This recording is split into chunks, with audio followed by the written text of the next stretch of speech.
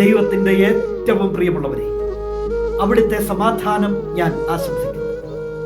ഇന്ന് കർത്താവ് നമുക്ക് നൽകുന്ന ദൂത് ജോബ് 24:13. പ്രകാശത്തിൻ്റെ വഴി പരിചയിക്കുകയോ അതിൽ സഞ്ചരിക്കുകയോ ചെയ്യാതെ അതിനെ എതിർക്കുന്നവരുണ്ട്. ഇരുട്ടിനെ ഇഷ്ടപ്പെടുന്നവർ, അന്ധകാരത്തോട് താല്പര്യം പുലർത്തുന്ന ചില മനുഷ്യർ. ഏത് ബോധ്യത്തിൽ എന്നറിയില്ല. പ്രകാശത്തിൻ്റെ വഴി പരിചയിക്കാൻ താല്പര്യമില്ല, അതിൽ സഞ്ചരിക്കാനും ആഗ്രഹിക്കുന്നില്ല. മാറി നിന്ന് ആ പ്രകാശത്തെ എതിർക്കുന്ന ചില മനുഷ്യർ ഉണ്ട്. അറിഞ്ഞുകൊണ്ടോ അറിയാതെയോ എന്നറിയില്ല.